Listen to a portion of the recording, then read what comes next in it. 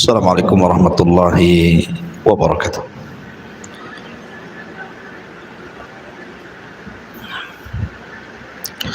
Alhamdulillah wassalatu wassalamu ala Rasulillah wa ala alihi wa sahbihi wa mawalah wa la hawla wa la quwata illa billahi wa ba'du. Baik, kita lanjutkan kajian kita, masih membahas kitab Arba'in Nawawi, dan kita masuk pada hadis ke-35 dari Abi Hurairah radhiyallahu anhu. An Abi Hurairah radhiyallahu anhu qala qala Rasulullah sallallahu alaihi wasallam la tahasadu wa la tanajashu wa la tabaghadu wa la tadabaru wa la yabi' ba'dukum ala bai'i ba'd wa kunu ibadallahi ikhwana al muslimu akhul muslim la yadlimuhu wala yakhdhuluhu wala yakdhibuhu wala yahkiruhu. At-taqwa hahuna, yushiru ila sadrihi thalatha marrat bihasbi imri'in minasy syarri an yahkira akhahul muslim. Kullul muslim 'alal muslimi haramun damuhu wa maluhu wa irduhu, rawahu Muslim. Dari Abi Hurairah radhiyallahu anhu, Abdurrahman ibn Sakhar, dia berkata, bersabda Nabi sallallahu alaihi wasallam, janganlah kalian saling hasad dan janganlah kalian saling menipu untuk meraih keuntungan, dan janganlah kalian saling membenci, jangan pula saling membelakangi, dan janganlah kalian sebagian kalian menjual di atas jualan saudaranya, dan jadilah hamba-hamba Allah yang bersaudara. Seorang muslim adalah saudaranya muslim yang lainnya, tidak boleh menzaliminya, tidak boleh menghinakannya, tidak boleh mendustakannya, tidak boleh merendahkannya. Karena takwa ini di sini maksudnya Rasul mengisyaratkan kepada dadanya 3 kali. Cukuplah seorang muslim dikatakan melakukan keburukan ketika dia meremehkan saudaranya muslim yang lainnya. Karena setiap muslim atas muslim yang lainnya haram darahnya, hartanya, dan juga kehormatannya. Hadis ini dikeluarkan Al-Imam Muslim. Taib. Ma'asyiral muslimat yang dimuliakan Allah Subhanahu wa taala, hadis ini adalah hadis yang sangat agung yang bicara tentang akhlak seorang muslim kepada muslim yang lainnya. Di sini Rasul menyebutkan 5 perkara tidak boleh dilakukan seorang muslim kepada muslim yang lainnya. Yang pertama, kata Nabi sallallahu alaihi wasallam, la tahasadu, janganlah kalian saling hasad sesama kalian. Hasad itu kata ulama, karahiyatu ma an'amallahu ala akhik min ni'matin diniyatin au dunyawiyatin. Jadi hasad itu kata ulama adalah kebencian seseorang atas nikmat yang Allah anugerahkan kepada saudaranya, baik nikmat itu perkara agama ataupun perkara dunia.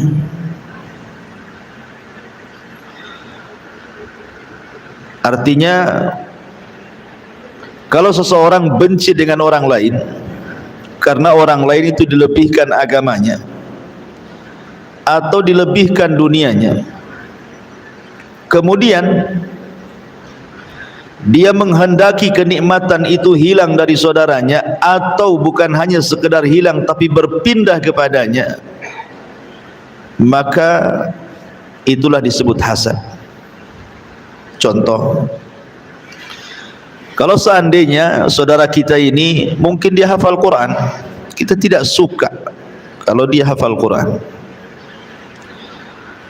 atau kalau melihat saudaranya sudah hijrah menggunakan pakaian-pakaian syar'i, dia tidak suka kalau saudaranya itu seperti itu, maka ini disebut hasad dalam perkara agama. Tapi kalau seandainya dia tidak suka karena mungkin saudaranya kaya, naik pangkat ataupun jabatan, atau saudaranya tidak pernah sakit sehat terus, ataupun memiliki barang-barang yang dia tidak punya, anak-anak yang baik-baik dan dia tidak punya, kemudian dia benci, itu namanya hasad dalam bab dunia. Jadi hasad itu bisa masuk dalam bab agama, bisa masuk dalam bab dunia, seperti para thalabatul ilmi umpamanya di pesantren atau di sekolah-sekolah Islam gitu kan, tidak suka kalau saudaranya lebih cerdas dibandingkan dia, atau masalah urusan dunia, dan ini umum di masyarakat, tidak suka tetangganya lebih kaya dibandingkan dia, lebih sukses dibandingkan dia, maka itu hasad dalam masalah dunia. Dua-duanya terlarang. Kalau seandainya orang ini tidak suka dengan kenikmatan orang, kemudian dia meminta agar kenikmatannya hilang dan berpindah kepada dia, maka ini hasad yang bahaya. Dan lebih bahaya lagi kalau seandainya dia hanya ingin menghancurkan orang saja, dia tidak hendak nikmatnya berpindah kepada dia, tidak, cuman ingin menghancurkan saja dengan kata-katanya, dengan perbuatannya, maka ini lebih bahaya dibandingkan yang pertama.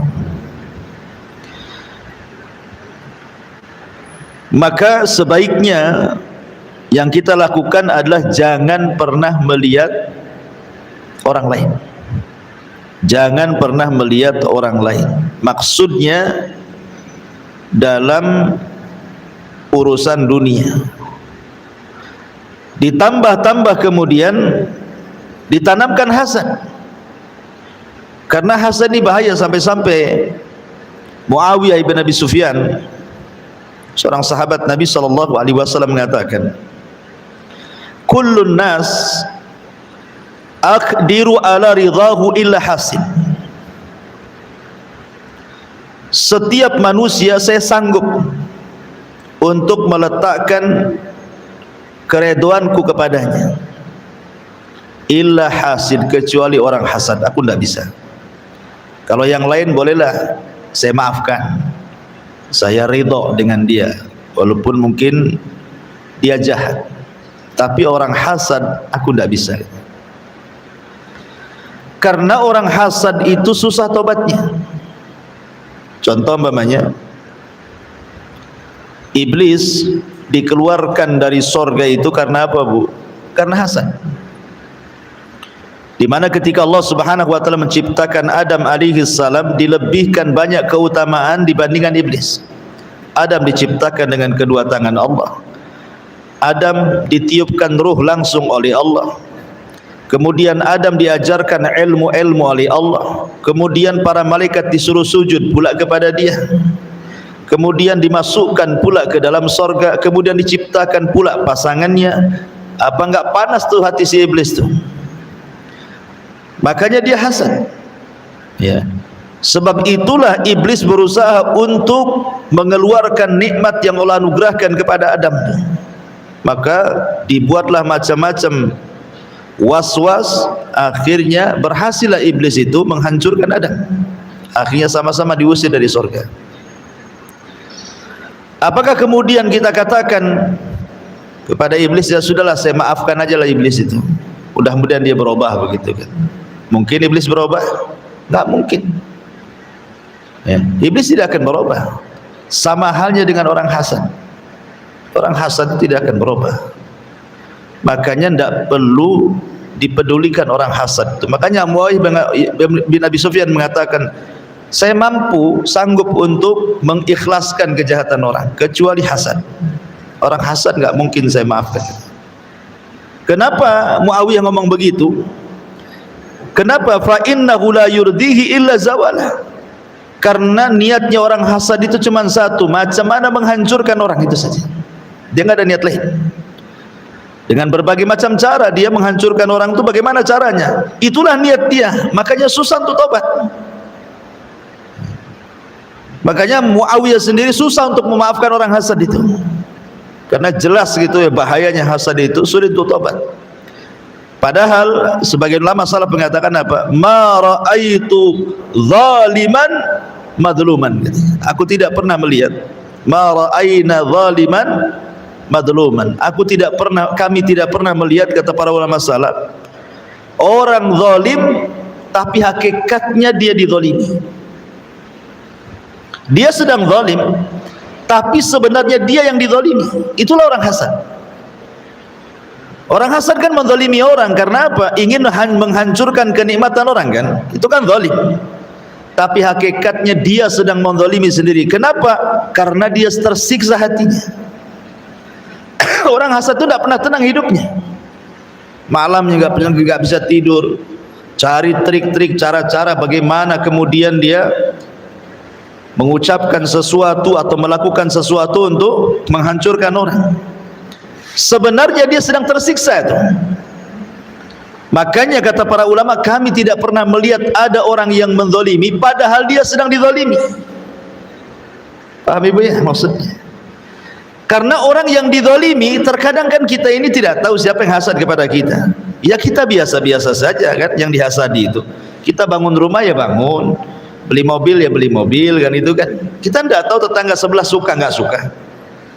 Artinya kita ini tenang-tenang saja. Yang nggak tenang siapa? Yang hasad. Dia sedang menzalimi kita, tapi dia pula yang tersiksa gitu maksudnya. Sementara kita yang dizalimi rasanya diam-diam saja, biasa-biasa saja. Nah, itulah makanya ulama mengatakan kepada orang hasad itu, kami tidak pernah melihat orang zalim padahal dia sedang dizalimi. Maksudnya menzalimi diri sendiri. Ya. Itulah bahayanya hasad. Makanya Nabi SAW sangat mewanti-wanti soal hasad ini. Nanti kita jabarkan, kita akan jelaskan dulu secara makna global dulu. Kemudian yang kedua, wala tanajashu. Janganlah kalian saling tanajus. Apa sih tanajus itu? At-tanajus adalah an yazida fi silah, ay fi thamaniha, fil munadati wa huwa la yuridu shira'aha wa innama yuridu naf'al ba'i awil idrari bil mushtari. Tanajus ini adalah seseorang menambah harga pada barang yang akan dijualnya, baik menguntungkan penjual atau menguntungkan pembeli dengan cara melakukan penipuan. Jadi ini tanajus ini lebih dalam bab jual beli, baik menguntungkan penjual, baik menguntungkan pembeli, tetapi keuntungannya diraih dengan cara menipu. Bahkan sebagian para ulama mengatakan orang yang melakukan tanajus itu ya'kulur riba wal khain. Dia sudah makan riba dan dia makan hasil khianat. Untuk lebih jelas saya contohkan. Umpamanya penipuan yang dilakukan oleh penjual. Sebelum dia menjual barang, dia kumpulkan dulu kawan-kawannya. Nanti kalau saya jual barang, pura-pura nawar. Kalau ada orang beli sama saya, kok pura-pura nawar dan pura-pura jangan kenal saya, padahal itu kawannya. Jadi setiap ada orang yang hendak membeli barang saya, tiba-tiba ibu datang, ya, nawarnya lebih tinggi lagi, padahal tidak ada niat membeli kan, supaya mancing pembeli itu menaikkan harganya. Ini tidak boleh, tanajus namanya. Dan ini banyak yang seperti ini biasanya. Ya, orang yang jual obral-obral, kadang-kadang dia teriak-teriak, kemudian banyak orang yang datang padahal kawan-kawannya itu. Ya, yang satu mengatakan, oh ya sekian, datanglah kita yang tahu apa-apa gitu kan. Tahu kok ada rame, ada apa ini kan? Nah, kemudian di situ lihat ada obralan, kemudian di sini tawar sini, akhirnya kita terpancing untuk membelinya. Terpaksalah kita beli, padahal harganya tidak seperti itu. Ini menguntungkan apa? Menguntungkan penjual, ya, atau menguntungkan pembeli, walaupun sebenarnya dia tidak niat membelinya. Contoh, saya punya tanah, ibu punya tanah di samping saya, kemudian datanglah ada orang itu hendak membeli tanah ibu. Tanah saya sebelah tanah ibu. Anggaplah tanah ibu jual tanahnya 100 juta atau kapling itu. Ini sedang transaksi ini. Ya, gimana kalau tanahnya dijual 1 juta? Saya ini yang punya tanah sebelah, tiba-tiba datang ngompori, nggak bolehlah harga segitu itu. Ya, sekarang ini tanah mahal, padahal sebenarnya yang punya tanah saja mau segitu 100 itu. Tapi saya kompor itu, kenapa? Karena niatnya dia ingin menaikkan tanah dia. Ya, paham ya maksudnya? Sebab kalau tanah orang ini terjual, nanti tanah dia juga naik harganya, gitu maksudnya. Lah ini tak boleh masuk pada tanajus. Kalau ada orang transaksi tanah orang, nggak usah terlibat kita di situ kan itu. Nah, ini juga tanajus. Intinya tanajus ini, apapun kecurangan yang dilakukan penjual ataupun pembeli untuk menguntungkan sesuatu dengan cara penipuan, maka itu masuk dalam hadis wala tanajasu. Mau nipu dalam bentuk apa saja untuk mengambil keuntungan. Jual tas, tasnya sih bukan tas brand asli gitu ya, dia bilang asli. Karena kalau sekarang nih jual beli online nih kan kita tidak tahu mana asli mana palsu, rupanya nipu dia pula kan. Atau umpamanya menjual sepeda motor second dan yang lainnya, dicat bagus-bagus padahal sudah rusak semuanya. Dia tidak menjelaskan kerusakannya, main jual saja hanya untuk mengambil keuntungan, dan begitu seterusnya. Ini yang kedua. Yang ketiga, wala tabaghadu. Janganlah kalian saling membenci sebagian kalian dengan sebagian yang lainnya, ataupun jangan sampai mendatangkan kebencian kepada saudaranya. Maksudnya jangan sampai mendatangkan sebab-sebab atau wasilah-wasilah yang mendatangkan kebencian kepada saudaranya. Umpamanya ibu ini tetanggaan, ya, kemudian naruh sampah, tong sampah di depan rumah. Kemudian adalah sampah-sampah yang bau, ibu main lempar saja tidak dikreseki gitu ya. Kemudian baunya kena angin kemana-mana. Nah, itu kan sebab mendatangkan ketidaksukaan orang kan jadinya. Akhirnya tetangga tidak suka jadinya. Padahal kan ibu bisa baik-baik, taruhlah kresek, kemudian diikat biar baunya nggak keluar gitu kan, bisa saja. Tapi enggak, ini main lempar saja. Iya betul, tong sampah ibu diletakkan depan rumah ibu. Masalahnya baunya itu kan bukan dicium sama ibu saja. Kadang yang punya sampah pula tak mencium bau, yang tak punya sampah pula dia yang mabuk kan itu. Lah ini mendatangkan sebab namanya. Atau langsung tidak ada sebab-sebab. Ya. Ibu ikut campur masalah orang. Jadi ibu tidak suka lah orang yang diikut campuri masalah orang itu. Emang ibu siapakah ikut campur masalah saya kan itu ya? Jadi tidak boleh mendatangkan sebab-sebab wasilah ataupun secara langsung kemudian mendatangkan hal-hal yang orang tidak suka dengan kita. Itu disebut tabaghud. Dan ini paling banyak di masyarakat. Ya. Orang yang memancing-mancing ketidaksukaan orang. Makanya kenapa dalam Islam itu kita disuruh untuk saling mencintai, karena ini lawan daripada saling membenci. Kata Nabi SAW, maukah kalian sesuatu yang bisa memasukkan kalian ke dalam surga? Kemudian Rasul mengatakan, afsus salam bainakum, sebarkan salam di antara kalian, karena salam itu mendatangkan al-hub, perasaan cinta. Sementara lawan daripada cinta itu benci, maka tidak boleh saling membenci. Ma'asyiral muslimat yang dimuliakan Allah Subhanahu wa taala, nanti kita akan jabarkan. Kita masuk pada poin yang keempat. Wala tadabaru, dan kalian jangan saling membelakangi, memberikan punggungnya. Dan ini biasa terjadi pada keluarga, seperti memutus silaturahim. Ya, namanya saudara benci dengan saudaranya, seseorang benci dengan pamannya, dengan bibinya, entah masalah apa, kita tidak tahu.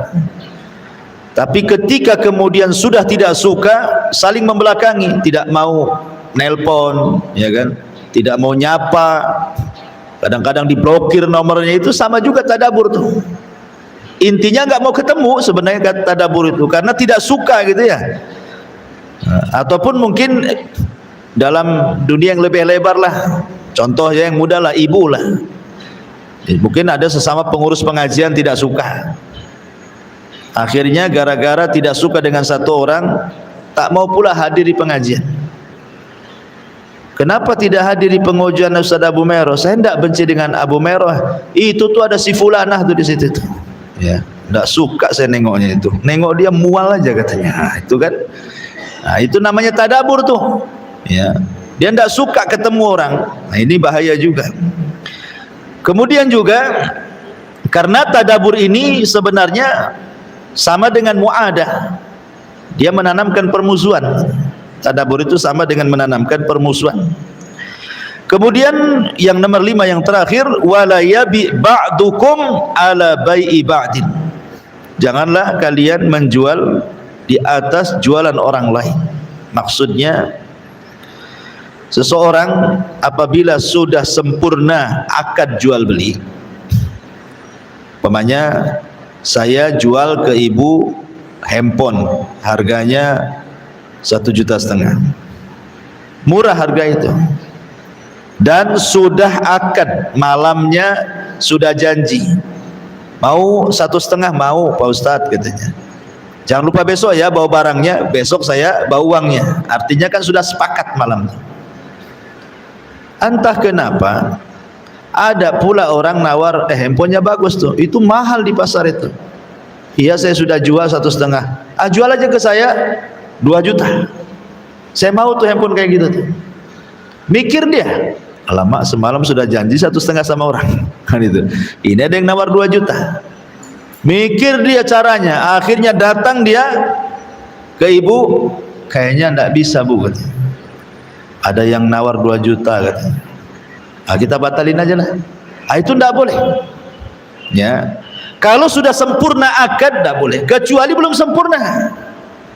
Pamannya malamnya ngomong mau 1,5, tengok besok lah. Itu kan belum ada akad tuh namanya. Ya.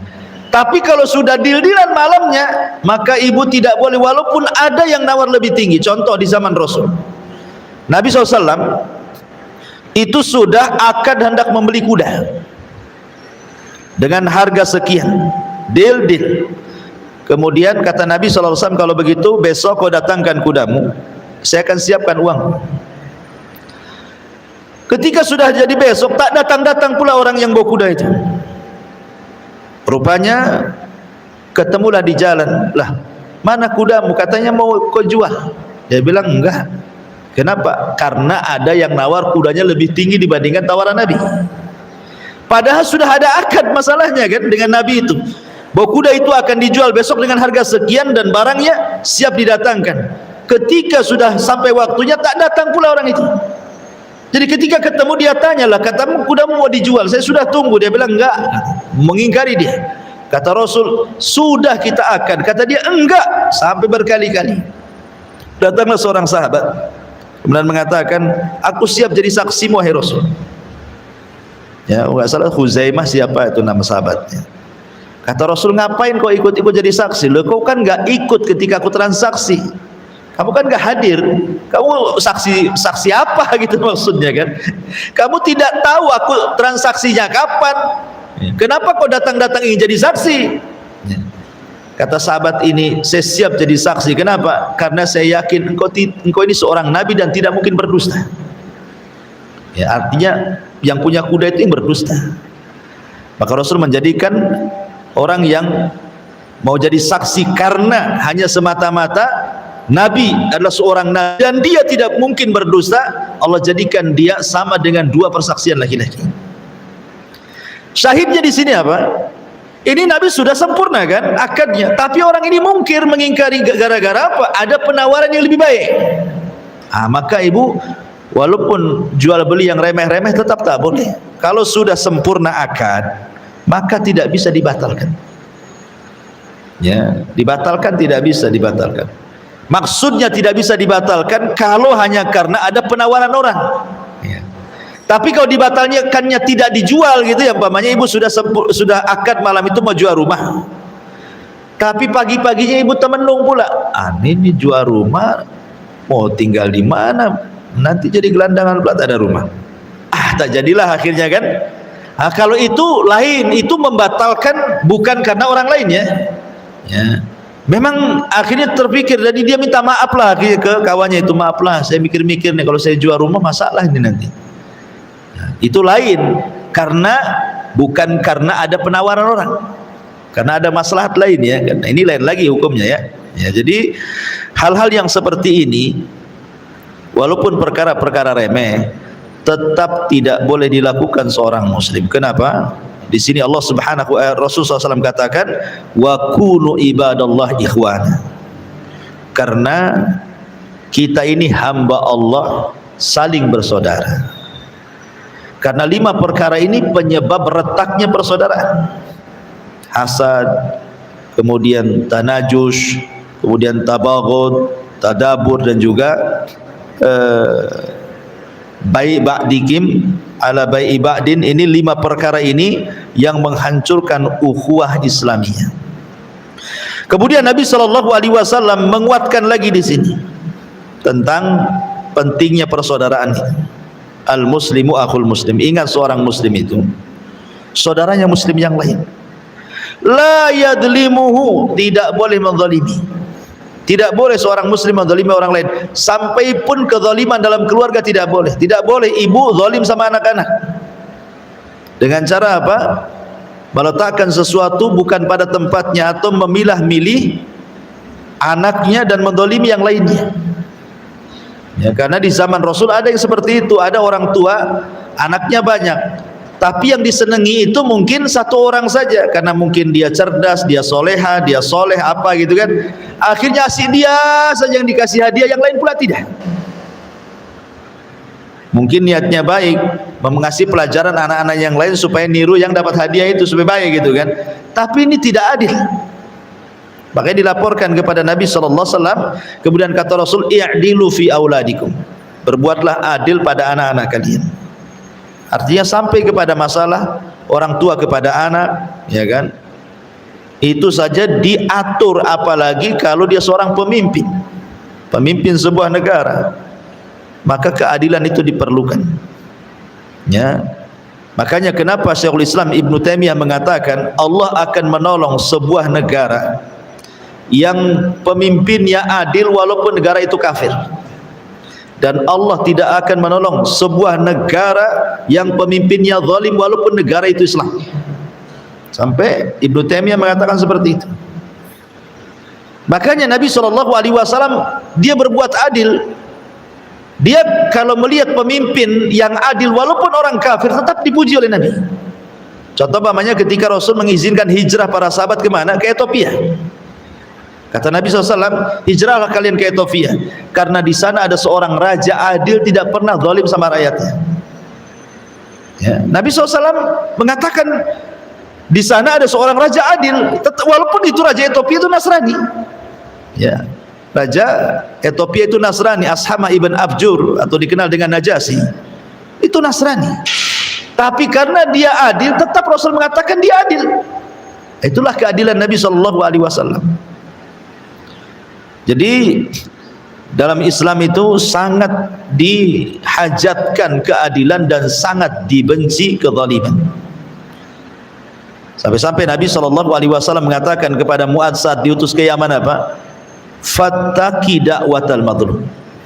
Hati-hati doa orang yang kezalimi. Kan itu ya? Kenapa? Karena doa dia dengan Allah itu tidak ada penghalang. Sampai-sampai Imam Abdul Qayyim mengatakan, walaupun yang dizalimi itu orang kafir, maka Allah akan bersama orang kafir itu. Bukan karena kekafirannya, tapi karena dia di samping orang yang dizalimi, Allah tidak suka dengan kezaliman. Ya, makanya di sini seorang muslim mengatakan dengan muslim yang la yadzlimu, tidak boleh saling menzalimi. Wala yakhdhuluhu, tidak boleh juga kemudian merendahkannya. Yakhdul itu artinya kita tidak mau menolong saudara kita yang muslim. Sudah tahu nih orang saudara kita ini lagi susah dan kita bisa membantunya, dibiarin aja. Itu sama dengan merendahkan dia. Ya. Minimalnya kalau tidak bisa menolong secara materi, doalah. Kasih doa yang baik kan. Kalau memang kita tidak bisa bantu dia, masa doa saja tidak bisa? Doakan nggak bayar gitu ya. Hanya mendoakan saja, doa aja nggak mau, itu bakhil. Nah, itu sama dengan merendahkan, tidak boleh. Kemudian wala yakdzibuhu, tidak boleh kemudian memberikan kabar dusta. Maksudnya yakdzibu itu tidak boleh menyampaikan kabar dusta kepadanya, atau dalam riwayat yukadzibuhu, mendustainya. Jadi ibu bercerita, kabar itu kabar hoax, diceritakan pula sama kawannya, tahu hoax itu kan. Nah, kemudian wala yahqiruhu, ini yang paling bahaya. Jangan pernah meremehkan orang, karena meremehkan itu adalah alamatul kibri, tanda dari sombongnya orang. Ingat ketika Rasul bersabda tentang al-kibru, kata Nabi SAW, al-kibru batarul haqqi wa ghamdun nas. Sombong itu menolak kebenaran dan menganggap orang lain rendah. Dan Nabi SAW bersabda, al-kibriya'u ridai, sombong itu adalah pakaian. Faman naza'ani wahida minhuma qadaftuhu finnar. Ya. Kata Nabi SAW, barang siapa yang berusaha menyamaiku dalam hal ini, maka aku akan lempar orang itu ke neraka. Jadi sombong itu sifat Allah, jangan ada pada sifat manusia. Tidak boleh merendahkan orang itu. Makanya Rasul mengancam, la yadkhulul jannah man kana fi qalbihi mithqalu dzarratin min kibrin. Tidak akan masuk surga seseorang yang dalam hatinya penuh dengan kesombongan. Kemudian Nabi SAW menjelaskan kenapa kita tidak boleh sombong. Karena at-taqwa hahuna, takwa itu di sini, kata Rasul. Kenapa Rasul mengatakan setelah melarang tidak boleh sombong, kemudian Rasul mengatakan takwa di sini? Orang sombong itu, Bu, merasa dia lebih tinggi dibandingkan orang. Ya, orang sombong itu merasa lebih tinggi dia derajatnya dibandingkan orang lain. Sementara dalam Islam itu barometer orang itu di atas orang ada dengan takwa. Inna akramakum indallahi atqakum. Orang yang paling mulia di antara kalian itu adalah orang yang paling takwa. Itulah caranya Islam mengunggulkan satu orang dengan yang lainnya. Ya. Jadi kemuliaan seseorang itu bukan karena dia kaya, bukan karena dia pemimpin, bukan karena dia pejabat, bukan karena dia ganteng, cantik dan yang lainnya, tidak. Ya, tapi kemuliaan di sisi Allah itu hanyalah takwa. Sementara orang yang sombong itu merasa bahwa hartanya lebih tinggi dibandingkan harta orang, kan?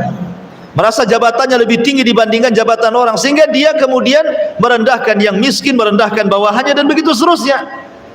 Nah, Sementara dalam Islam lain pula cara mengangkat orang di atas orang lain. Karena siapapun bisa terangkat, ibu miskin, ibu bukan pejabat, ibu bukan menteri, bukan presiden, bukan siapa-siapa, orang biasa, tetapi bisa saja di mata Allah ibu lebih mulia dibandingkan presiden, ibu lebih mulia dibandingkan menteri, ibu lebih mulia dibandingkan orang kaya. Kenapa? Karena yang mengangkat derajat kita itu adalah takwa. Makanya disebutkan setelah kalimat wala yahkiru, jangan merendahkan. Kenapa? Karena takwa itu di sini. Ya. Takwa itu di mana? Di sini disyaratkan ke dada. Maknanya takwa itu yang tahu hanya Allah. Orang tidak bisa melihat ketakwaan orang. Karena Rasul mengatakan takwa di hati. Cemana caranya nengeng-nengeng hati orang? Sehingga takwa itu tidak bisa dilihat dari penampilan. Nampak bercadar, cadarnya pula banana. Nampak pula bajunya bagus. Takwa ni tidak bisa juga. Nampak ini auratnya sana sini nggak jelas ini kan itu, ya. Ini nggak takwa ini katanya. Kita tidak bisa menilai, ya, karena takwa itu urusan dia dengan Allah. Terkadang ada yang penampilannya menurut kita, penampilannya itu ini maksiat ini. Ya. Kemudian satu sisi ibu melihat ini penampilannya bagus, belum tentu yang bagus penampilannya lebih baik dibandingkan yang jelek penampilannya. Ada sebuah kaidah para ulama, as-sayyi'atu awrathat fi qalbihi khaufan ila Allah afdal minal hasanati awrathat fi qalbihi ujban wa kibran. Kalau orang melakukan kejahatan, maksiat umpamanya, tetapi ketika dia melakukan maksiat itu terbayang dalam hatinya perasaan takut kepada Allah. Aku tak tahu zina itu haram. Jadi ketika melakukannya itu was-was karena takut kepada Allah gitu ya. Ini lebih baik dibandingkan ibu nih haji, umroh, kenapa kan dohirnya bagus kan? Haji umroh kan bagus, ya. Atau bangun masjid, atau bangun madrasah, bangun pesantren, tetapi kebaikan yang ibu lakukan itu mewarisi dalam hatinya ujban wa kibran, melahirkan ujub, kebanggaan dan kesombongan. Lebih baik mana gitu ya? Ini orang ini maksiat tapi dalam hatinya penuh dengan rasa takut kepada Allah, was-was kalau melakukan maksiat. Yang satu pula zahirnya melakukan ibadah, ketaatan, tapi untuk riya, sombong, ujub gitu maksudnya ya. Maka yang pertama jauh lebih baik dibandingkan yang kedua. Makanya jangan pernah melihat penampilan orang. Ya. Takwa itu dalam hati. Nah, itu maksudnya di situ. Ya. At-taqwa hahuna. Ya tentu jangan kemudian diambil kaedah, kemudian ya sudahlah saya copot jilbab, copot ini, copot ini, yang penting takut, bukan begitu. Ini kan bicara tentang makom perbandingan orang. Jangan mudah menilai orang itu dengan serampangan gitu maksudnya.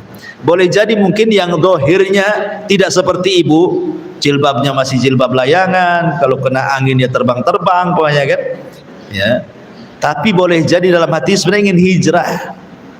Ya, daripada ibu yang sudah bercadar udah mentang-mentang lebih suci dibandingkan orang, itu bahaya. Ya. Ini jangan sampai tertanam seperti itu. At-taqwa hahuna, takwa itu di sini. Kemudian Nabi SAW mengisyaratkan ke dadanya 3 kali. Kemudian Nabi SAW menegaskan lagi, maksudnya ingat, kemuliaan orang itu bukan dari harta, bukan dari pangkat, bukan dari jabatan, bukan dari kegantengan, kecantikan dan begitu seterusnya. Bihasbi mri'im minasyarr, kata Rasul. Ingat, cukuplah orang itu dianggap jelek, berdosa, an yahkira akhakul muslim, ketika selalu merendahkan saudaranya dan mengangkat dirinya lebih tinggi dibandingkan saudaranya. Kemudian Rasul SAW mengingatkan ada batasan-batasan seorang muslim itu tidak boleh dirusak. Al muslimu alal muslim haramun damuhu wa maluhu wa irduh. Ingat, kata Rasul, seorang muslim dengan muslim yang lain itu ada perkara-perkara haram tidak boleh dilanggar. Pertama, jangan ditumpahkan darahnya. kecuali 3 perkara orang boleh menumpahkan darah itu: as-sayyibu zani, wan nafsu bin nafsi, wa tariku lidinihi, al-mufariqu lil jamaah, kata Rasul. Seorang pezina dan dia sudah menikah, atau dia membunuh, kisos dibunuh, atau dia murtad dari Islam. Selain itu tidak boleh ditumpahkan darahnya, ya.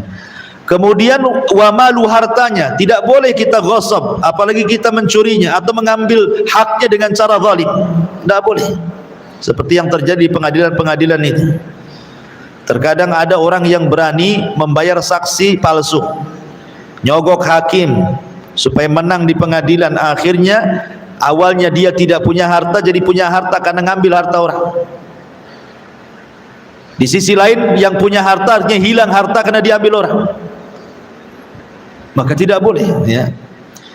Kita ini hanya boleh mengambil harta orang kalau dikasih dengan cara kerelaan. Selain itu tidak boleh. Kemudian irdu, kehormatan itu tempat sesuatu atau seseorang itu dipuji dan dicela. Itu irdu itu artinya tempat di mana seseorang itu bisa dipuji, bisa dicela. Mungkin bahasa kitanya kehormatan. Maka tidak boleh seseorang kemudian merobek kehormatan orang lain.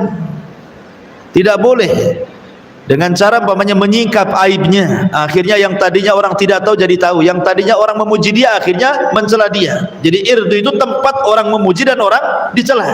Tadinya orang ini tahunya dia orang baik-baik saja. Datang kawannya, rupanya itu kawan lamanya masa jahiliyah, cerita pula sama orang, kok si Anu sekarang pakai cadar ya, padahal dulu itu paling brengsek satu dunia. Orang tidak tahu, tahu-tahu jadi tahu. Oh, mana tahu? Nah, tengok aja itu, suruh copot baju tato semua itu isinya tuh, umpamanya kan. Nah, ini tidak boleh seperti itu.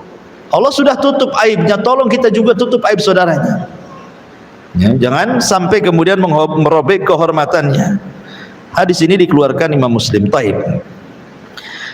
Sedikit yang ingin saya bahas adalah masalah hasad. Ya, di sini. Ma'asyiral muslimat yang dimuliakan Allah Subhanahu wa taala. Bicara sedikit soal hasad. Hasad ini sebenarnya muncul karena seseorang itu tidak memiliki apa yang kita miliki. Kenapa ibu dihasadi orang? Kenapa ibu dihasadi orang? Karena ibu punya sesuatu yang orang itu tidak punya sama ibu. Kalau seandainya ada orang yang membenci kita karena ilmunya, hakikatnya dia tidak punya ilmu, makanya mencela ilmu orang. Kalau dia mencela harta ibu, hakikatnya dia tidak punya harta yang ibu punya. Kalau dia mencela ibu soal kehormatannya, hakikatnya dia yang tidak punya kehormatan, makanya dia hasad karena dia tidak punya apa yang orang lain punya. Kalau seandainya dia punya apa yang orang lain punya, mungkin tidak akan hasad. Tapi karena dia tidak punya apa yang ibu punya, makanya dia hasad.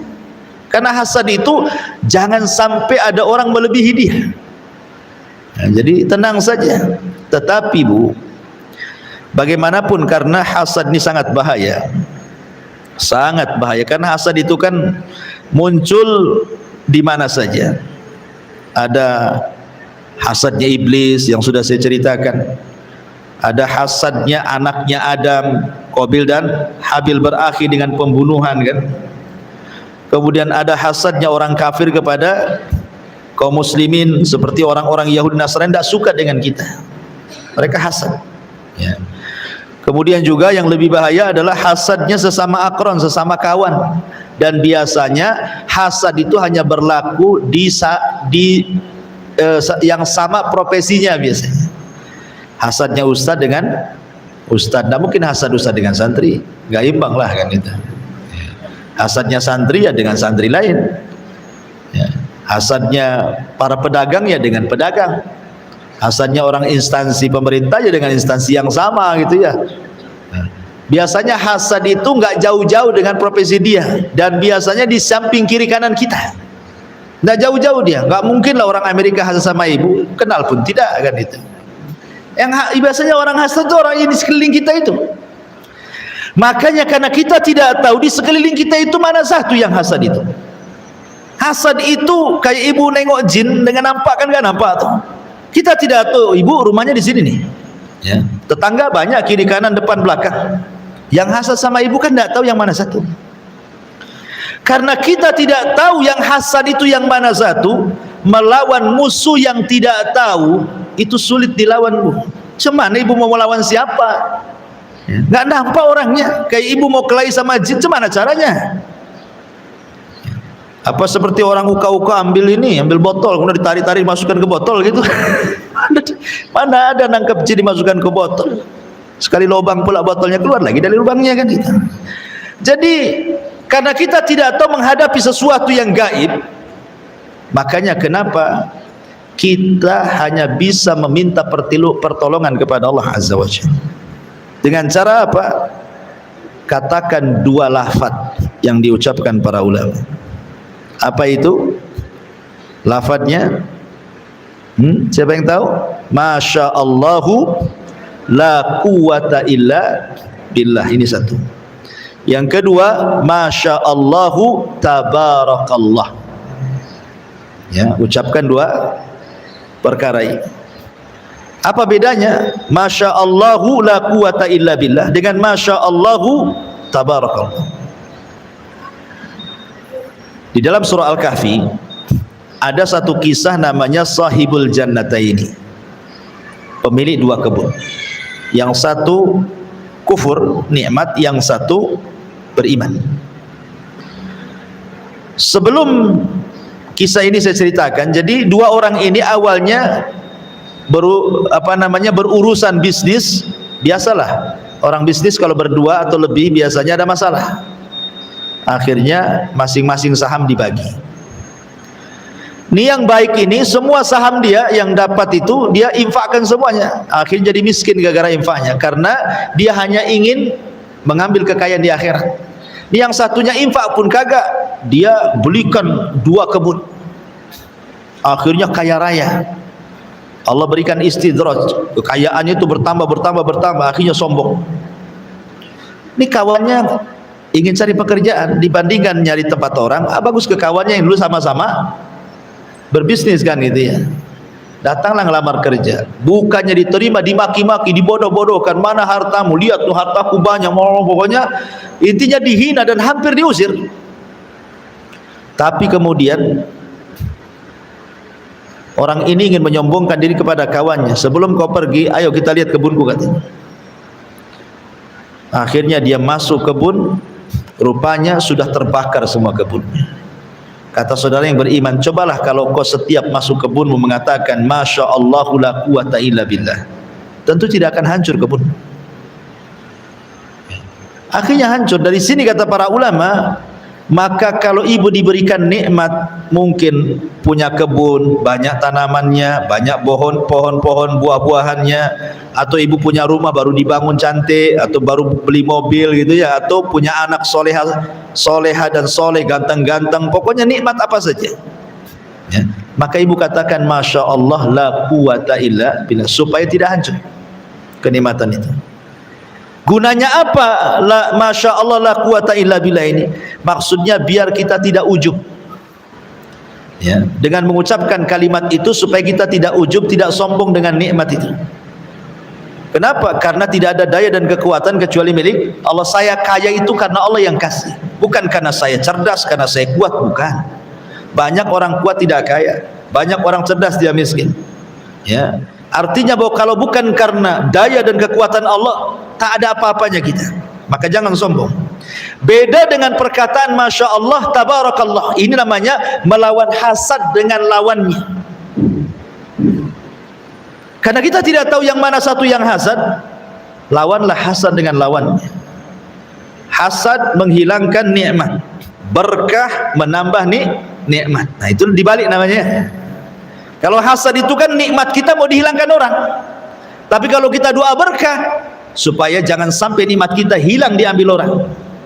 Makanya kalau lihat sesuatu yang merupakan nikmat yang Allah anugerahkan, ibu punya rumah, ibu punya kendaraan, punya kebun, punya suami, punya anak, punya apa-apa, pandang mereka, doa Masya Allah tabarakallah.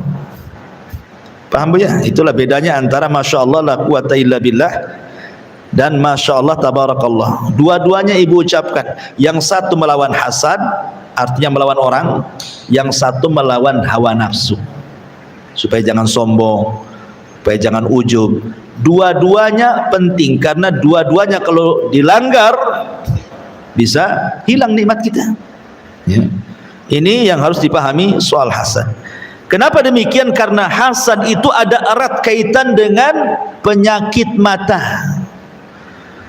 Bukan penyakit mata maksudnya belean gitu, bukan. Itu bisa disembuhkan dengan install tuh. Maksudnya penyakit mata di sini adalah penyakit sihir yang keluar dari mata-mata jahat. Di mana mata-mata jahat itu keluar dari hasad sehingga banyak setan di matanya. Mata setan, ya. Mata jahat, dan itu bisa menghancurkan orang. Itu bagian daripada sihir.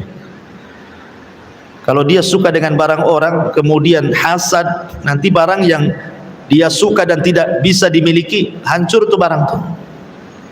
Makanya penting, kalau apalagi Bu, kalau ibu buat undangan, entah acara walimah, acara akikah atau undangan makan gitu ya, itu kalau ibu makomnya mengundang orang ramai, kita tidak tahu yang datang itu ada yang hasad atau tidak. Namanya ramai orang, otak orang itu beda-beda.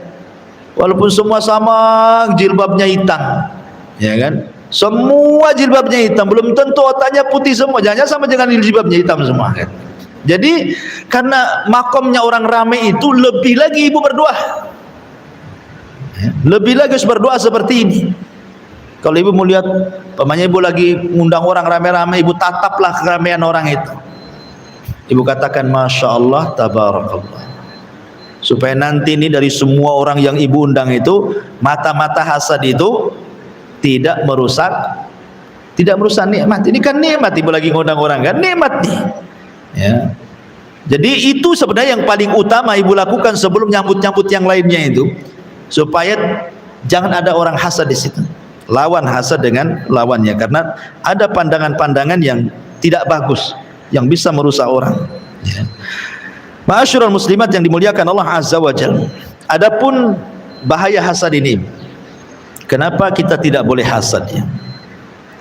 Hasad itu sebenarnya muncul karena ketidakpuasan dengan putusan Allah. Dia kurang puas dengan putusan Allah, makanya dia hasad. Makanya lawan hasad itu adalah qanaah. Dan qanaah itu artinya redha dengan pemberian Allah, mau sedikit mau banyak. Karena bagi orang yang qanaah itu, sedikit baik bagi dia, banyak baik bagi dia. Terkadang sedikit lebih berkah, jauh lebih baik dibandingkan banyak tak berkah. Jadi orang hasad itu hakikatnya dia menolak takdir Allah, itu intinya. Sehingga dia enggak terima dengan Allah. Kenapa aku gini kok orang begitu, gitu maksudnya. Makanya dia hasad, kenapa aku saja, kenapa orang enggak. Akhirnya dia mulai hasad sama orang. Ini dampak nih bahayanya hasad tu, adamur ridha bi qada illahi azza wa jalla. Dia enggak ridha dengan putusan Allah. Kemudian yang kedua, dampak hasad itu sebenarnya karena ujub. Jangan sampai ada orang yang lebih dari dia, sehingga akhirnya dia hasad. Jangan sampai satu kampung ini ada yang lebih kaya daripada saya. Kalau ada orang yang lebih kaya daripada saya, dia akan cari isu-isu yang lainnya supaya hancur kekayaan orang. Hakikatnya muncul karena sombong, hasad itu.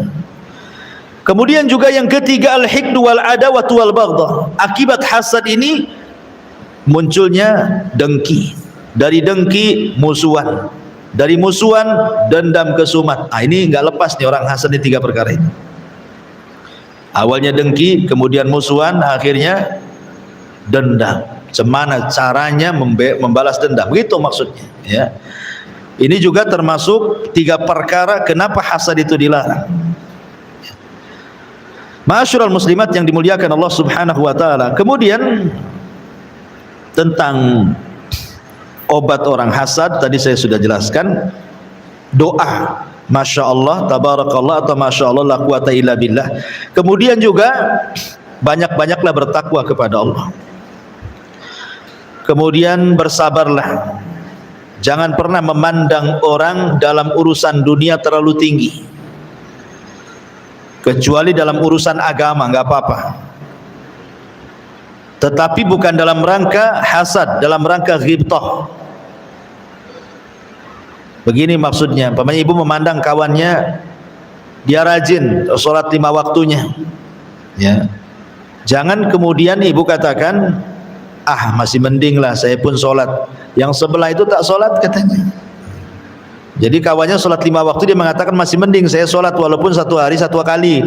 Yang si fulana ini tak pernah sholat sama sekali. Nggak bisa ya. Dalam urusan agama harus tanafus.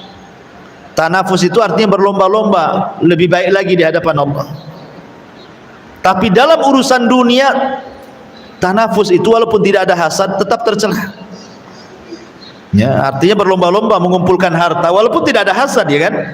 Tapi berlomba-lomba saja, saya sana kaya, saya pun bisa kaya kok. Itu kan nggak ada hasad kan? Hanya ingin berlomba-lomba saja. Tetap tidak bisa, tidak elok lah, karena harta itu yang menjadikan orang biasanya melampaui batas. Tikorun. Ya. Apalagi tanafusnya kemudian ditambah-tambah dengan hasad, maka itu bahaya. Makanya kenapa Rasul membuat kaidah itu, ungduru ila man huwa asfala minkum wala yangduru ila man huwa fawqakum. Kata Rasul, jangan lihatlah orang yang di bawah kalian, jangan melihat orang di atas kalian. Itu kaidah kan, kaidah dari Nabi. Ibu saja bu, kalau negak ke atas kan pegal juga leher itu lama-lama. Nah, tapi kalau nunduk ke bawah kan tidak terlalu pegal gitu ya. Artinya kalau kita ini nengok ke atas capek lama-lama kan. Dari situlah akhirnya tulul amal. Kapan aku seperti dia? Kapan? Tapi dia tak punya sayap mau terbang, akhirnya panjang kali angan-angannya. Panjang angan-angan jadi penyakit jadinya. Jadi ini juga kenapa kemudian kita harus sabar, tidak boleh memandang orang. Sudahlah urus diri sendiri saja, ngapain pula pandang-pandang orang. Kemudian juga obatnya adalah tawakal kepada Allah. Karena Allah yang mengatakan waman yatawakkal 'ala Allah fahuwa hasbuh. Bertawakallah kepada Allah, maka Allah akan mencukupkan keinginan kita. Kemudian juga disebutkan di sini faragul qalbi minal ishtighal bihi wal fiqru fihi. Jangan hati ini disibukkan dengan memikirkan orang, tetapi pikirkanlah diri sendiri. Kemudian juga al-iqbalu 'ala Allah wal ikhlasu lahu. Ikhlaskan bahwa semua putusan Allah. Terkadang apa yang kita anggap jelek belum tentu jelek di hadapan Allah. Atau yang kita anggap baik belum tentu itu baik pula di hadapan Allah. Karena ada orang yang mengatakan kalau dia kaya akhirnya merasa Allah sayang dengan saya. Kenapa? Saya kaya terus. Ya, saya ini buka usaha bentang-bentang tikar, yang satu pula gulung-gulung tikar. Yang pemain seperti itu ya. Itu istidros, tidak bisa. Rizki masing-masing itu sudah Allah berikan. Si kaya ada rizkinya sendiri, si miskin pula ada rizkinya sendiri. Terkadang tidak mesti sama. Rizkinya itu tidak mesti sama. Mungkin si kaya memang diberikan rizki dari kekayaan, tapi si miskin diberikan rizki dari kesehatan, gitu maksudnya. Si kaya ini mampu beli semua makanan, tapi tidak ada yang dimakan. Balik lagi rebus telur, rebus bawang, rebus-rebusan semua yang dimakan. Gak enak dia makan. Si miskin semua dimakan. Undang aja ke undangan habis semua sama dia. Kaya dia, kaya kesehatan. Yang satu kaya harta tak pula punya kesehatan kan. Kadang Allah bagi-bagi rezeki itu dengan adil sebenarnya kalau dipikirkan itu. Tidak ada Allah zalimi. Karena Allah tahu kebutuhan kita dan Allah tahu maslahat kita. Di mana ada orang-orang itu kalau dimiskinkan makin kufur, makanya Allah tetap kayakan. Di mana ada orang-orang yang tetap Allah miskinkan, kalau dia kaya dia melampaui batas. Sengaja Allah miskinkan terus supaya dia bisa tawadu terus, beribadah terus. Nanti kalau dikayakan sibuk akhirnya lupa ngaji, gitu maksudnya. Bersyukur gitu maksudnya.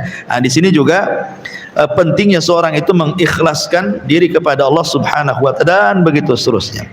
Kemudian juga poin yang kedua dalam hadis ini yang paling penting adalah al-ukhuwah Islamiyah. Ukhuwah Islamiyah. Ukhuwah Islamiyah ini adalah wazimnya, Bu.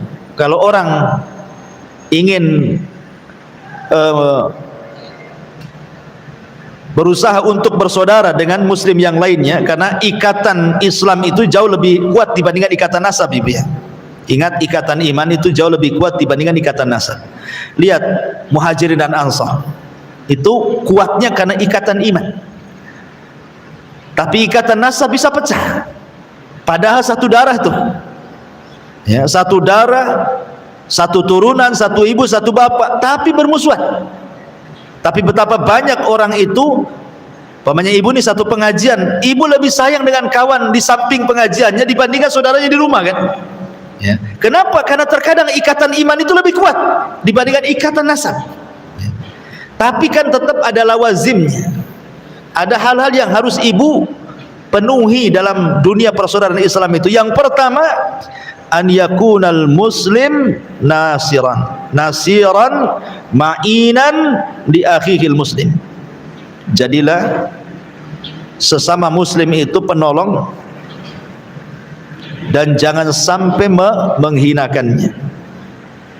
Sebagaimana Rasul mengatakan, unsur akhaka zaliman au madluman, tolonglah saudaramu yang berbuat zalim dan tolonglah saudaramu yang terkena zalim. Maksudnya menolong saudaranya yang berbuat zalim, cegah kezalimannya. Umpamanya ada saudara kita mau buat jahat, nasihati, janganlah, jangan, sabar gitu ya. Ibu nasihati, saya udah nggak tahan nih katanya, ini waktunya itu, mumpung ada depan saya orangnya, kata ibu didorong-dorong, jangan. Nah, kadang-kadang nampak ini ada kezaliman kan. Nah, itu namanya tolong saudaranya. Atau mungkin ibu diundang ke rumah kawan makan-makan, mulailah jadi majelis gibah, dari majelis makan itu jadi majelis gibah tuh. Nah, ibu tahu ini zalim, lagi zalim sama orang, ibu nasihati, janganlah, bertakwalah, jangan gibah lah kan gitu ya. Nah, jadi itu namanya menolong orang zalim. Kalau menolong orang yang dizalimi ya tadi, mungkin dia zalimi, hartanya diambil, akhirnya dia nggak bisa makan, ya kasih pekerjaan, kasih sedekah. Nah, itu namanya menolong orang yang dizalimi. Kemudian yang kedua, alla yadlim al-muslimu akhan bi ayyi nau'in min anwa'iz zulmi wa in qalla. Berusaha untuk tidak menzalimi muslim yang lainnya walaupun dengan kezaliman yang sangat-sangat kecil. Seminimal mungkin tidak melakukan kezaliman walaupun perkaranya kecil. Walaupun ibu hanya, maaf pamannya, ibu naik mobil nih, naik mobil kan, kadang-kadang kan mungkinlah ibu ini entah ada kotoran di pipi, main ambil tisu dilap gitu kan, mentang-mentang di mobil kalau kaca lempar aja tuh keluar ya. Atau ibu beli cilok gitu kan, makan di mobil, udah habis ciloknya dibuang pula lah di kaca mobil itu, apanya itu, jari-jarinya tuh ya kan. Akhirnya kan orang yang lewat situ entah kena orang kan, atau kasihanlah itu yang tukang sapu-sapu jalan tuh, harusnya dia nyapu sedikit, gara-gara sampah ibu dibuang jadi banyak kan, ibu zalim lah. Memang perkara remeh itu kan, biarin nanti kan ke bawah angin katanya kan, enak kali ngomong gitu ya. Jadi walaupun masalah kecil, janganlah kemudian menzalimi saudaranya. Kasihan tukang sapu jalan itu, ini perkara kecil. Atau mamanya ibu depan rumah nih, nampak ada lubang di depan rumah kan, ibu sendiri tersakiti dengan lubangnya, apalagi orang yang lewat situ, malah sengaja pula ibu, bukan polisi tidur, dibuatnya yang tengkurap tuh bu ya. Kalau tidur kan landai itu, yang tengkurap ini agak tinggi pula itu. Saya pernah lewat di Bengkong mana tuh, waktu masih mobil saya sedan itu kan pendek tuh, sekali saya pelan-pelan, rupanya mobil di tengah-tengah polisi tidur nih, polisinya pula lebih tinggi daripada mobilnya, langsung terduduk, nggak bisa ya. Tapi kalau kita turun mau dia, kalau kita naik anjlok lagi mobilnya, aduh kacau ini ya. Itu pernah mengalami ya. Jadi itu termasuk dosa sosial sebenarnya itu, nggak boleh kayak gitu ya. Ya kalau memang ada maslahatnya, iyalah, pamannya banyak anak sekolah di situ lalu lalang gitu kan, tapi itu pun jangan terlalu tinggi-tinggi pula kan. Jadi jangan sampai kemudian seseorang mendatangkan kezaliman kepada orang lain. Kemudian yang ketiga, min lawazimil ukhuwah islamiyah adalah an yarhama ba'duhum ba'dha, berusaha menyayangi yang satu dengan yang lainnya. Karena permisalan seorang muslim dalam hal kasih sayang itu, kata Rasul, Mathalul jasadil wahid, seperti jasad yang satu, idza ishtaka minhu udhun tada'alahu sairul jasadi bis-sahari wal humma. Apabila sakit salah satu anggota badan, maka akan sakit semua badannya dengan tidak bisa tidur dan demam. Dan Rasul mengatakan al-muslim lil muslimi kal bunyan yashuddu ba'duhu ba'dha. Seorang muslim dengan muslim yang lain seperti bangunan, mengokohkan satu dengan yang lain. Kemudian yang nomor 4, an-nushu, memberikan nasihat. Fadzakir in nafa'atiz dzikra, berilah nasihat, peringatan. Ya, jikalau peringatan itu bisa bermanfaat, ya. Kemudian juga yang kelima, raddus salam, mengucapkan salam. Karena mengucapkan salam ini satu di antara 6 hak yang Nabi SAW katakan, ahaqqul muslim ala muslim situn. Seorang muslim dengan muslim yang lain itu harus memiliki 6 hak. Salah satunya adalah raddus salam, menjawab salam. Karena menjawab salam hukumnya wajib, kalau menyampaikan hukumnya sunnah saja. Tapi kalau ibu dengar saudaranya mengucapkan salam, ibu tidak mau jawab, berarti ibu ini ada masalah.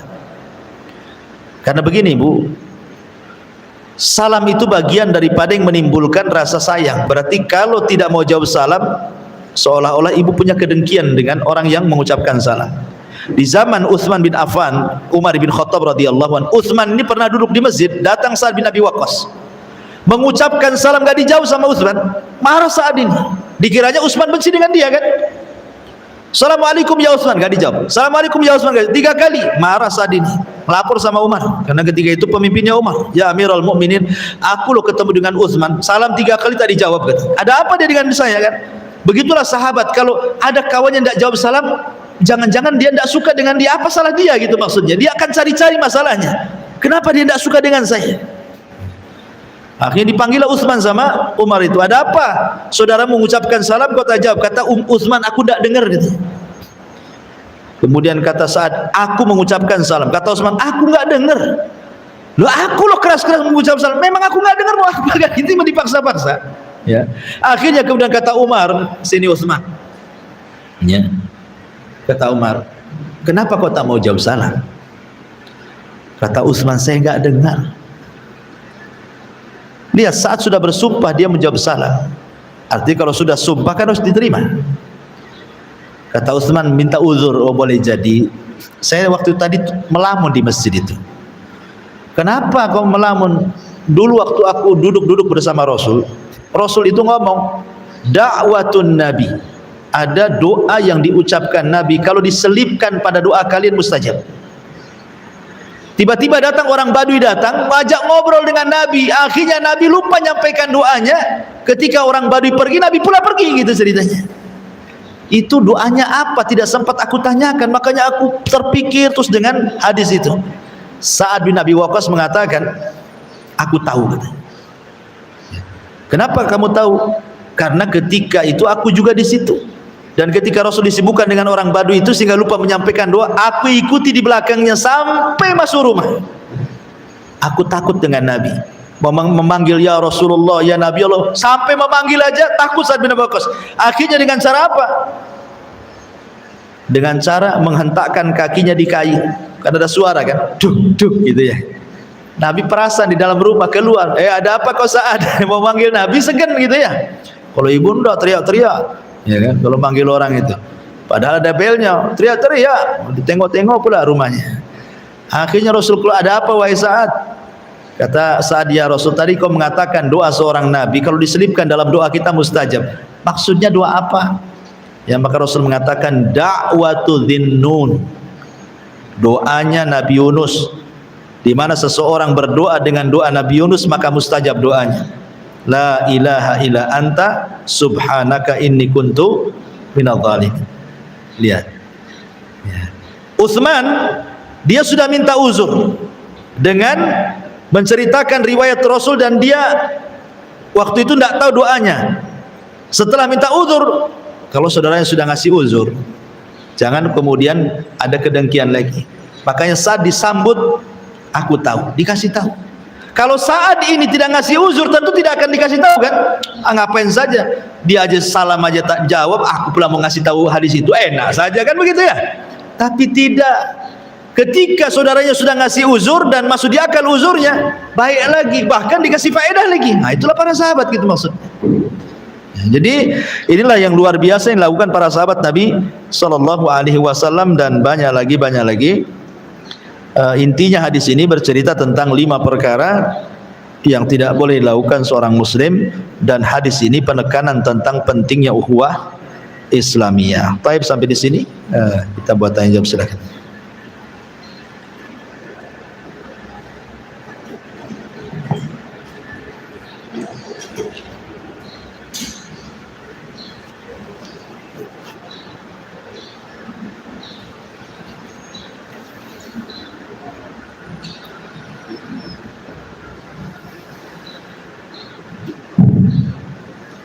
Assalamualaikum Ustaz. Waalaikumsalam warahmatullahi wabarakatuh. Tadi ada pembahasan awal Ustaz katakan kita tidak boleh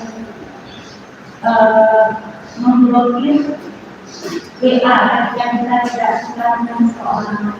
Iya. Jadi anak tanyakan, kapan kita dibolehkan memblokir WA seseorang?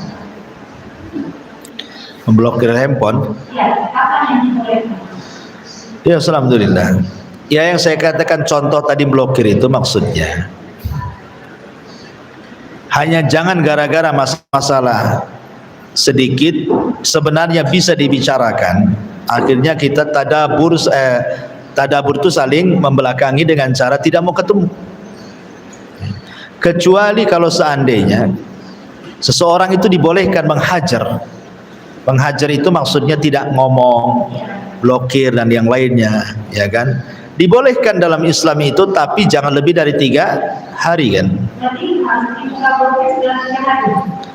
Ya kalau sudah 3 hari dibuka lah blokirnya. Takut-takut nanti dia mau ngirim duit, ibu tak tahu pula kan itu. Atau ngucapin salam, ibu tak tahu kan? Kan 3 kali. Bahkan ada hadis yang mengatakan man hajara akhahu sanatan, barang siapa yang menghajar saudaranya 1 tahun, itu kakotli, sama dengan membunuhnya. Kalau kita ini tidak menegur orang selama setahun, akhirnya orang ini kepikiran ya dengan perbuatan kita, akhirnya dia sakit kan, itu sama saja sebenarnya kita sedang menyakiti dia, membunuh dia pelan-pelan. Makanya Rasul mengatakan siapa yang menghajar 1 tahun saudaranya sama dengan membunuhnya tuh. Ya. Tidak boleh. Walaupun itu kesalahannya dari dia. Iya, walaupun kesalahan dari dia, tapi kan maksudnya sebaik-baik kita itu kan memaafkan. Sebaik-baik kita itu maafkan.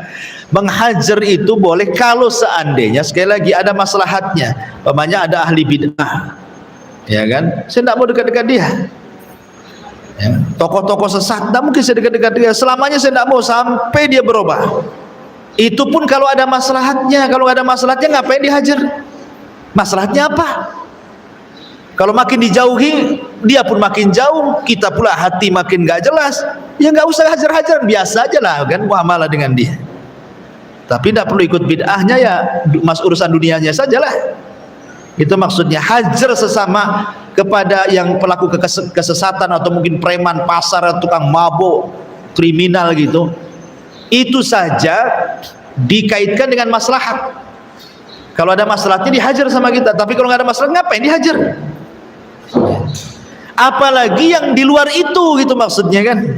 Lihat ada maslahatnya enggak. Ibu ini pamannya ingin ngasih pelajaran saja sama saudaranya. Saya blokir lah, kasih pelajaran ya, umpamanya. Tapi tak sadar-sadar saudaranya, tak minta maaf pun, tak apa. Jadi apa maksudnya ibu? Ya sudahlah, dibuka lagi blokirannya, tapi nggak perlu dipedulikan kan itu ya, gitu maksudnya. Karena bagaimanapun ketika syariat Islam itu mensyariatkan adanya hijrah itu karena sebuah maslahat. Kalau nggak ada maslahat, nggak perlulah ada hijrah-hijrahan kan. Tapi kalau ada masalah dengan kita memblokirnya itu kan? Iya Pak, boleh kalau ada maslahatnya. Tapi kan ada ukuran waktu tadi 3 hari. Atau memang 3 hari itu mau nambah ya nggak apa-apa gitu ya, nambah karena melihat ada maslahat yang lebih baik bapaknya. Namanya maslahat rajihah, umpamanya kan jelas maslahatnya, saya tambah lagi 3 hari. Tapi kalau di ibu udah tambah 3 hari, tambah lagi 3 hari, tambah lagi 3 hari, tak berubah-berubah, ngapain? Nggak usah dihajar lagi. Kalau mamanya nggak ada masalahnya, biarkan saja gitu maksudnya. Yang kedua sekalian, Iya. ini kejadiannya baru ya kan? Jika seseorang membawa berita kepada kita Ustaz dan menyampaikan kepada kita bahwa dia mengatakan begini Ustaz, kamu itu jangan terlalu sok, jangan terlalu senang. Apa kamu tidak tahu di sekeliling kamu itu sesungguhnya banyak orang yang membenci, banyak orang yang tidak suka, banyak orang yang sulit anak jabatan demikian ya Ustaz. Kamu aja tutup mata dengan keadaan seperti ini. Terus saya sampaikan, apa Nana itu tidak pernah melihat orang julid, orang gak suka, karena Nana tidak pernah menginfokan siapa di sekeliling kita. Karena niat kita itu untuk ilmu, belajar dan menyampaikan apa yang kita tahu. Terus kan alhamdulillah kamu tahu bahwa kita sampaikan yang dua tadi. Dan doa itu kita tidak membaca Ustaz. Cuma kita ucapkan kepada orang yang disampaikan, sesungguhnya aku tidak pernah merasa dijulitin, dihasatin di hati kita, karena tidak merasa pernah menyakiti orang itu rasa kita tadi. Karena kita tahu apa benar orang yang bersaing sama kita. Semua perasaan kita itu ya aman aja, kita merasakan orang semua baik di diri kita. Cuma ada orang yang menyampaikan apa sikap kita itu ngomong. Orang hasad itu zahirnya baik, Bu. Nggak ada orang hasad zahirnya jelek, nggak ada. Iblis itu hasad sama Adam, tapi dia baik sama Adam. Sini loh Adam. Dia bersumpah pula, wa qasamahuma inni lakuma laminan nasihin. Datang iblis kepada Adam, pura-pura jadi penasihat, baik tidak? Baik. Bersumpah lagi, wallahi katanya. Ingat waktu itu Adam belum pernah mendengar sumpah untuk sebuah kedustaan di alam para malaikat. Ya ketika iblis bersumpah, dia memandang sumpahnya, bukan melihat perkataan iblisnya lah. Akhirnya percaya saja lah. Makanya kalau ada orang hasad datang ngasih nasihat, jangan diterima nasihatnya. Ya didengar aja, nggak usah diterima. Karena orang hasad itu bukan nasihati, mau mencelakakan ibu. Sama dengan iblis nasihati Adam, mencelakakan Adam kan. Jadi kalau ada orang hasad ngasih nasihat, tidak perlu dituruti, dengar saja, tidak perlu dituruti, atau pergi saja. Karena dia bukan sedang menasihati, sedang merusak kita. Tapi orang yang hasad kepada kita ini bukan karena ibu tidak hasad sama orang, bukan karena kita tidak pernah hasad kemudian tidak ada orang hasad, nggak gitu ya. Hasad itu kadang-kadang tidak ada sebab. Kadang-kadang orang nggak kenal kita hasad sama dia, kenal pun tidak, dia baru pindah sama sini ke perumahan sini, baru pindah ya. Tahu-tahu kemudian dia bangun rumah, kaca cantik-cantik, kenal pun tidak, kita langsung sewot sama dia. Apalagi ibu ini sedang memperjuangkan agama, orang hasad lebih banyak lagi dibandingkan orang baik ya, karena setannya lebih banyak. Setan tidak suka orang yang memperjuangkan agama dibandingkan yang mengejar dunia ya. Maka perkataan itu ada benarnya, ada salahnya kan gitu ya. Kalau dia ngomong begitu ya tidak apa-apa gitu. Ibu sebenarnya tenang-tenang, nggak perlu bela diri sebenarnya kan. Karena percuma membela diri kepada orang yang membawa berita-berita hoax itu, udah percuma ya. Sebaiknya ya ibu ya mudah-mudahan yang tidak suka dengan saya mudah-mudahan dapat hidayah, gitu aja kan. Sebenarnya tidak usah terlalu serius ketika datang berita seperti itu, karena walaupun dia tidak memberikan berita, tetap ada orang itu yang tidak suka dengan kita. Mustahil ibu mencari kereduan satu komplek ini, nggak akan mungkin terjadi.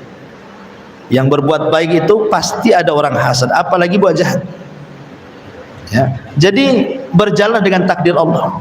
Kalau memang ada orang hasad, ya memang sudah takdirnya. Nah, jadilah itu ladang pahala, selesai. Cuman tadi pembentengnya ya tadi banyak-banyak berdoa, masya Allah la quwata illa billah, masya Allah tabarak. Itu saja kita lakukan. Dan tidak perlu kita cari-cari siapa yang hasad ya. Ibu beli alat deteksi, kalau nampak dia bunyi tik-tik-tik, kamu hasad ya? Ya, ngapain juga kan itu. Jadi orang hasad tidak perlu dicari-cari. Wallahu a'lam. Baik.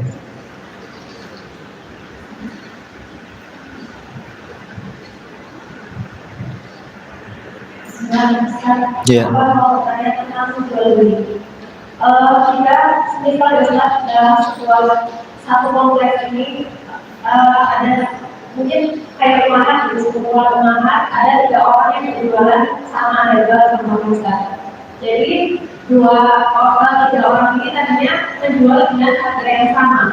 Terus kalau satu orang ini mendapat kalau orang jual beli pulang yang satu itu dengan harganya langsung. Jadi dapat harga yang lebih murah daripada 2 orang ini.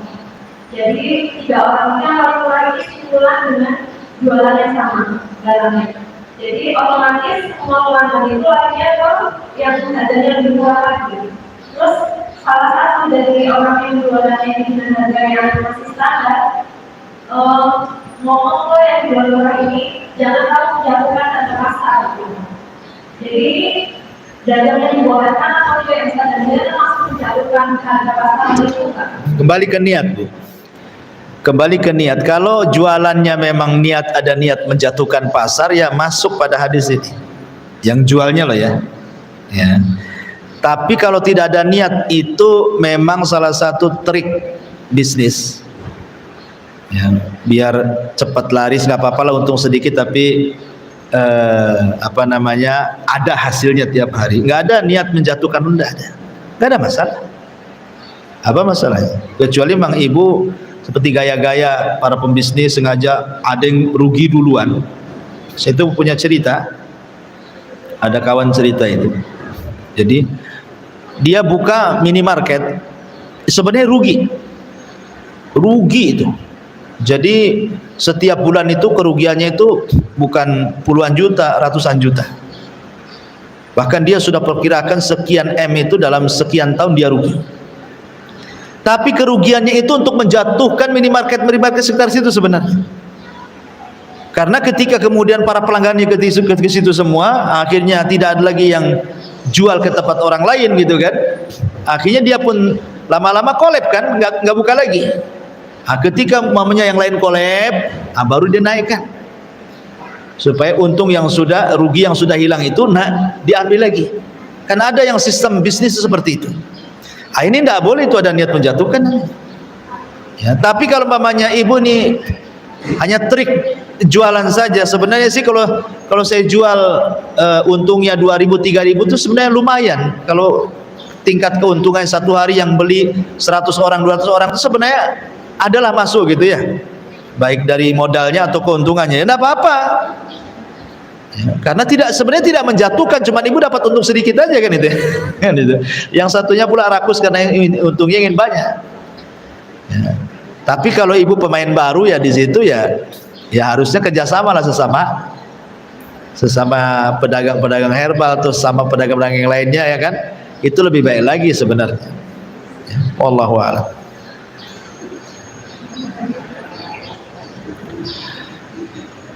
Taib, sudah 10:30 Bu ya. Ada lagi? Boleh.